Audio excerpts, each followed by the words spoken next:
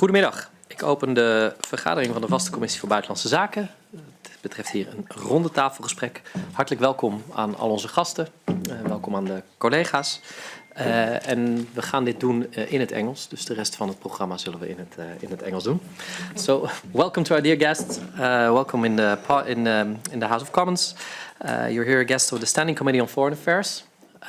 I would like to give you the floor to give an introduction of a maximum of 5 minutes. And then there will be the opportunity for the members of Parliament to ask you some questions. So please, if I can first give the floor to Mr. Jazi. Yes. And if you could use the microphone. Yeah, absolutely. And if you finished your introduction, if you also could close the microphone. Absolutely, I will. Thank you so much. Thanks very much. I'd like to thank first the Standing Committee of Foreign Affairs of the TweedeKamer for organizing this very timely public panel, and I appreciate your openness and willingness to participate in thinking about Iran. My name is Arash Jazi, and I'm trained as a historian and specialized in the politics, culture, media of Iran. And this is the position from which I speak at this panel today.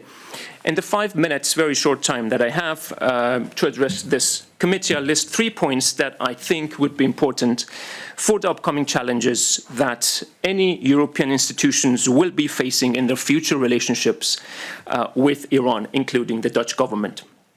First point I want to mention is that even though the situation is very noisy right now in Iran, and it's becoming very hard for all of us in Europe, at least, to know what's really happening inside the country, inside the regime more specifically, we should begin with the premise that whatever political preferences Iranians have, republicanism, monarchism, federalism, and so on, they want a free, democratic, secular country. This is the bare minimum of demands. And the statistical work on that is already done. We don't have time to reproduce them for you. I'm sure you've heard of this. We know it. Iranians want removing power and privilege from all religious institutions. This is clear. This is straightforward. This means that the Iranians will not accept living with a moderate, reasonable Islamic regime, well, without the nuclear program, with the same religious institutions, having the same power, and having the same kind of privileges. That's not going to work. People in Iran don't want the Islamic regime in any form. Islamic regime has become the same as economic collapse. That means crackdown. It has been perceived as misogyny, human rights abuse, mass killings, and an absolute unwillingness to change for the people. And it will continue to kill secular life in all its forms, as far as it exists. We should know this. This must be clear. Now, this means that the European institutions who have to work for any practical reason with this regime in the future, hopefully not for too long, need a diplomatic and supervisory structure, that prioritizes the protection of life in Iran, the protection of secular life in Iran, over and above economic relationships with the regime. I can imagine that the TweedeKamer has the tools to think of effective mechanisms to make this ethical supervision work. And if you see the Dutch government as a secular government, make it act as a secular government in its international relations as well. And this would not necessarily mean being blind to your trade partner's religious identity in the name of respect for other cultures, but the exact opposite.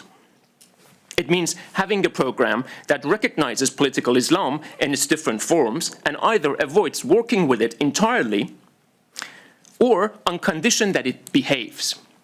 So even if they appear in any relationship they have with you, people with rational decision-making, this does not mean that they are secular people, as long as they continue to kill, they continue to discriminate against women, against minorities, and against non-religious people. So that approach would not be disrespect for other cultures, it would be recognition and respect for the secular choices of other cultures. Second point I wish to make is that we all need more structured collaborations between European governments, the parliaments, all the institutions that work with them, and the informed communities of Iranian diaspora. The only way forward for all of us is to work with the Iranian diaspora, with the secular Iranian diaspora people. That's the only way, not with regime apologetics, not with regime lobbyists. I hope that that period is over. And our public performances here, Iranian in diaspora, show clearly well who is who. You can clearly see the distinctions. Now, people in Iranian diaspora has useful skill, has useful knowledge about what's going on in Iran and about creating more networks and meaningful relationships. And there is compelling historical evidence in favor of the power of diaspora people. We haven't used them enough. We need to use that power more responsibly. And the third and the final point I want to make, hopefully very short, is personality politics. We have many opposition representatives who has been helping with gaining public rallies, public attention, create global awareness about Iran. Very helpful sometimes. But just like the rest of us Iranians in diaspora, they don't have an actionable program for changing the regime. And if they claim to do so, and that's an important point, and I think this is important for you to also raise in this closed panel, in the third and the fourth panels, it does not mean, it doesn't seem to be working, whatever programs people claim to have. So we need to find ways to help creating these programs with a diverse range of secular people, including the faces of opposition, of course. And I don't know how that's going to work. This is just a weakness that I recognize among ourselves and I wish to raise and I wish to address directly and clearly. So these were the 3 points I wanted to make. Thank you for listening and I look forward to your questions and discussions. Thank you so much, Mr. Jazi. And now I would like to give the floor to Mr. Rezaeedaryakenari. To pronouncing my name. Thank you for the opportunity. Okay. Chair, members of the committee, thank you for the invitation. My name is Babak Rezaeedaryakenari. I'm an associate professor of international relations at Leiden University, where I study protest and repression in autocracies. I'm Iranian from an ethnic minority, the Gilaks, and I'm Dutch citizen. I speak here in my personal capacity as a researcher. The voice most often missing from our debate on Iran is the one that matters most, the Iranian public. What fills that silence instead is partial framing. Sincere, but partial. So let me bring the public in through evidence. The Islamic Republic is weaker than ever, but not gentler. If anything, more dangerous. You know what happened on 8th and 9th of January, the largest killing in Iran's modern history. And it has not stopped. More than 2,000 people were executed last year. And this year, the pace is even faster, about 5 executions a day. Many more are waiting on death row. And yet, the sentence we hear too often from some European politicians is this: the regime is terrible, but Iranians are divided. But disagreement is not weakness, it is politics. This very parliament knows how hard coalition building is. Iranians are still building their democratic capacities. So respectfully, the sentence, Iranians are divided, too often becomes an excuse to do nothing or to keep the response symbolic. In fact, there is less division than many assume, especially inside Iran. My own 3-wave survey shows 2 clear and stable findings. First, most Iranians want to replace the Islamic Republic, not reform it. Second, their trust is not scattered. Wave after wave, and by a wide margin, it gathers around one figure, Reza Pahlavi. And this is not limited to the center of the country. It appears across regions. This is what 2 independent studies shows, mine and Gamon's, the public opinion project at Tilburg and Utrecht universities. The Women Life Freedom movement also shows how flawed the divided Iranian story can be. The killing in custody of a Kurdish woman, Mahsa Jina Amini, brought the whole country into the streets, across every ethnic groups and regional lines. Among those later executed was a young man, Majid Reza Rahnavard, hanged with a broken arm, broken because it bore a tattoo of the lion and sun. A monarchist from East dying in support of a Kurdish woman from the West. That is not a people hopelessly divided. Most Iranians share a demand for human rights and democratic values. Of course, there are disagreements about the future, federal or unitary, republic or constitutional monarchy, but these are questions of how to build a state, which every democracy answers differently. The Netherlands is a constitutional monarchy. Germany, a federal republic. Minority rights to language, culture, and religion must be guaranteed. But the shape of the state is for Iranians to decide at the ballot box. So, how should we judge the opposition? I suggest one test. Does a group offer a clear, open plan, or define itself only by who it opposes? Mr. Motadi, in panel 3, has stressed the rights of the Kurds to their language and culture in Iran. Mr. Pahlavi, in panel 4, has put forward 4 principles in writing: Iran's territorial integrity, a secular state, equal rights and individual freedom, and a ballot box to choose the form of the state. He is today the most prominent opponent of the Islamic Republic inside and outside of Iran, and on the evidence, the figure most Iranians look to lead a transition toward a free, democratic Iran under the rule of law. So, I would ask you to look at the opposition figures and their plans directly, not through the image painted by their rivals, to hold everyone to the same democratic test. I have several suggestions for what the Netherlands and EU can do, and I would welcome the chance to discuss them with you in the Q&A. To conclude, the real question is whether Europe will keep treating the Islamic Republic as permanent. Iranians have already decided it is not. Help them, and you will save lives, and make the Netherlands and Europe safer. Thank you. Thank you so much. And now I would like to give the floor to Mr. Seder to ask a question. If you please could tell who you are asking the question to.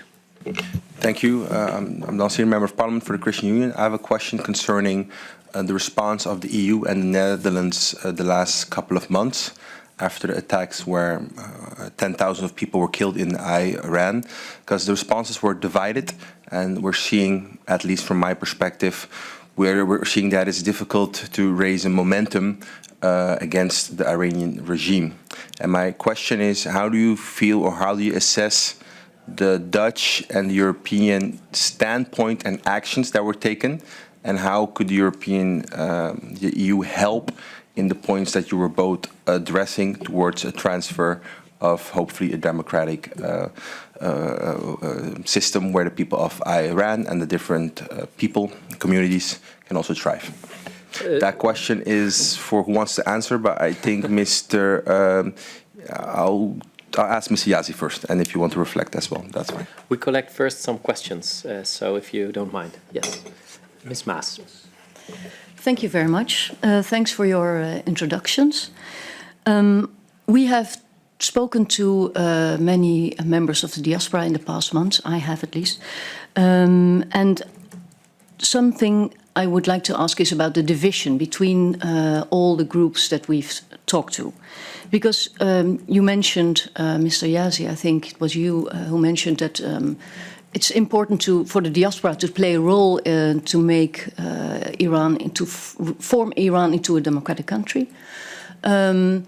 But I was wondering, how do you think the diaspora can come together? Because yes, I think in Iran the differences are big, but also in the diaspora the differences among how Iran can turn into a democratic country. They are different, and I'd like to hear from you, Mr. Jazi, but Mr. Rezaeedaryakenari can also answer the question. Thank you. Ms. Abdi. Yeah, thank you, and thank you also for your opening remarks. I had a question about how the Iranian people feel about the prospects of political reform. Have their hopes for a better future fully disappeared after the January crackdown and the war? And if you can say a bit more about the situation of political prisoners and what kind of pressure we can apply from the Netherlands or Europe. And who do you address for this question? I address them both to here Jazi and here Rezaei. All right. First, Mr. Jazi.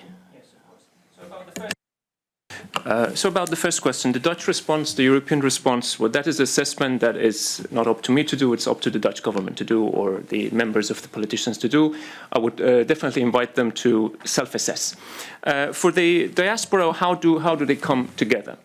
I think that they don't necessarily have to be united in the same way that no multiplicity of politics or of diplomatic efforts or of any sort of resistance have to be united or coherent in a way that you can have a representative of it and a conical structure of top-down system. It can be multiple, it can have different kinds of voices, it can be a diverse, fragmented space, but it can still function. So, and that's, I think, the role that the European Parliament, European entities or institutions can play, European media can play in making this diversity translatable into policies, translatable into knowledge about Iran, translatable into actionable programs. It doesn't have to be. We have all the tools in the 21st century to make a diverse, fragmented system speak in legitimate voice, to have a legitimate form of expression. It doesn't have to be some 19th century top-down thing that we need, for which we need a representative. That's the answer to diaspora. Diaspora is functioning, not in the best way, but it is functioning, and it has sources to offer. We can take those sources in. And about reforms, the questions, if I may do this and give the floor to you. So the reform, Iranians don't want reform, period. And there is nothing in reform that makes sense anymore. There was a time maybe in the late 90s, because of the direct efforts of the European states, especially the German states, to introduce the language of reform through all the Islamic organizations. They operated in Hamburg and other places to tell the world that the Islamic regime is a rational state and that it can operate rationally, reasonably, and can be a weak form of secular state.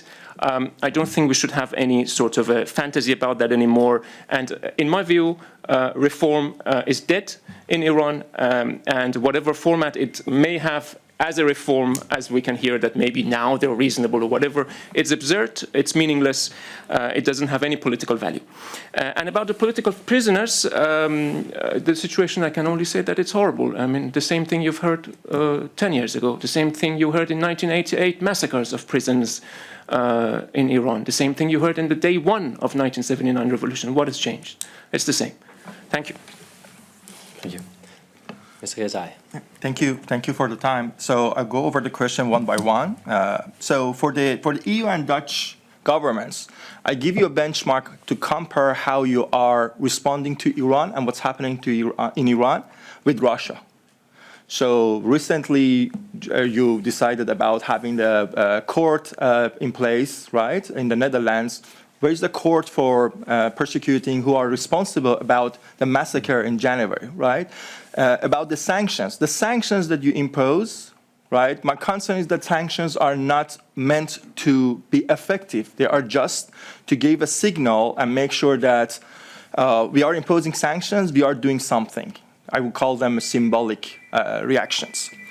Regarding division and diaspora, that's the elephant in the room, right? So, but it's not only Iran. All of the movements, when you look at the history, for example, the solidarity movement in Poland, it was divided as well. It's called solidarity, but it was divided. The West helped them to come together and work with each other and move toward the solidarity. Solidarity is the job of the opposition, but I think the Western countries, EU and Netherlands, should facilitate that by bringing all of the opposition together, right? You should accept that we have a diverse society and we have different representatives, but reward those who want to reach a hand and welcome other people to form a coalition, and those making most of the activities in the parliaments and in the media against the opposition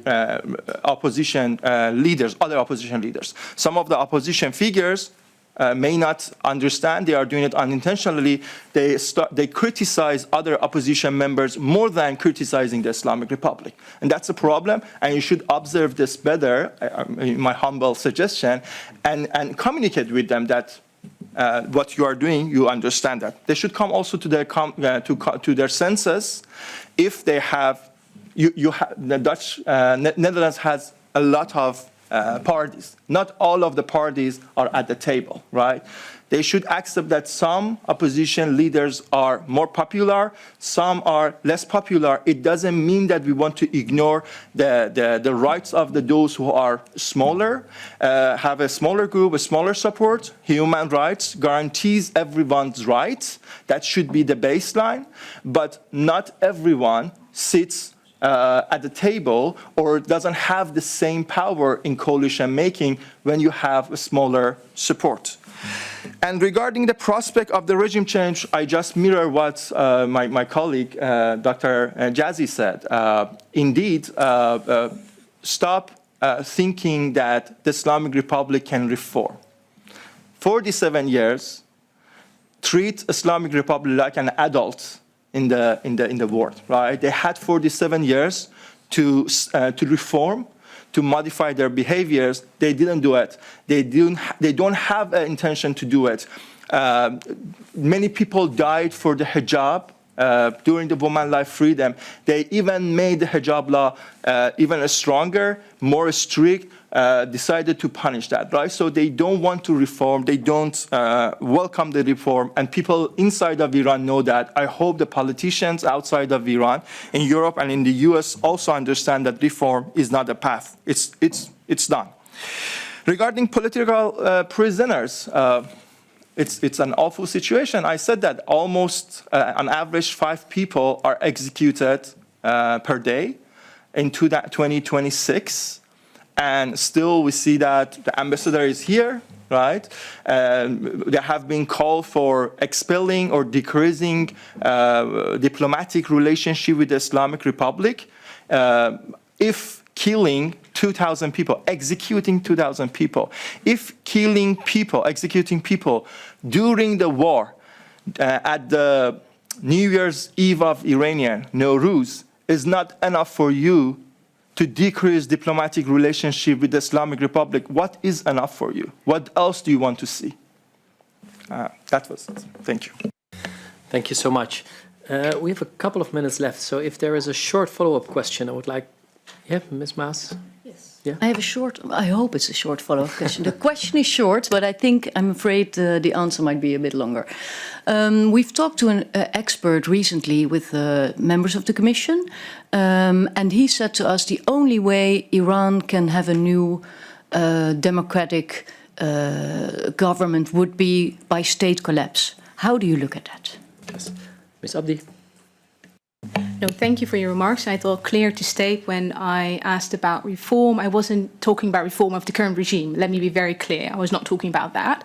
And maybe to ask a follow-up question, because both of you mentioned you would like help from Netherlands and other European countries to a sort of structured collaboration to facilitate all the minority groups in a role, I would assume also of women. So I was wondering, can you be a bit more specific on the details on what you envision for that?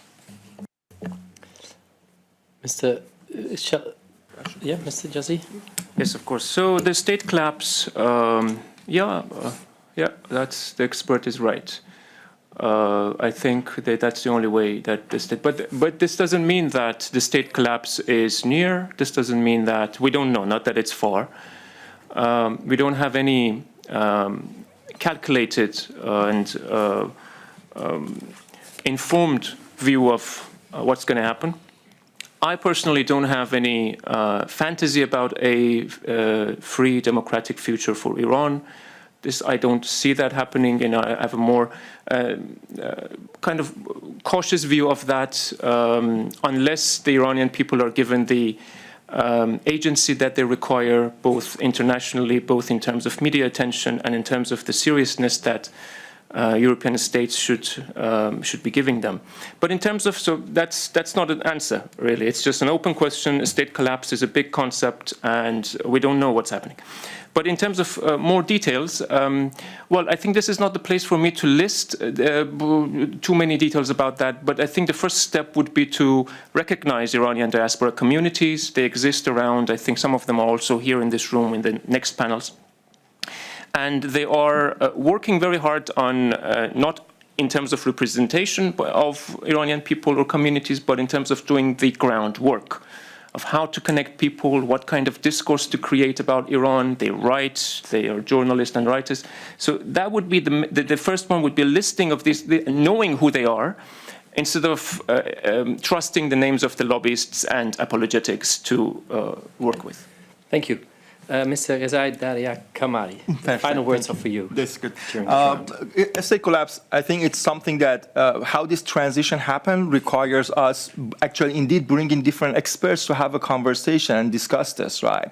But I don't think that a state collapse happens. The reason through the transition, because if it wanted to happen, actually it could happen as a result of the war that or the invasion that happened by Israel and the U.S., right? So that the state and the society, when we are talking about the collapse, a collapse of a country, we are not talking about the collapse of a state, but the societal collapse as well. And I don't think it didn't happen. Instead, the pressure should be large enough by the EU and the Western countries to bring the country toward a transition point and accept a free, open referendum. And going to the next question, Ms. Abdi, thank you for clarification on the reform. The situation is of course awful and challenging, right? So women's rights at the highest level is something that has been under pressure since it was the first victim of the Islamic Republic right after the revolution. Iranian women have been fighting back very hard, and but they deserve more, and they should receive more support from the EU and the West. I keep it short. Thank you. I'm so sorry, but we have much more rounds to follow. Thank you so much for your introductions, and thank you so much for the questions. So this is the end of round 2 with the experts on Iran. Now we will proceed with round 2.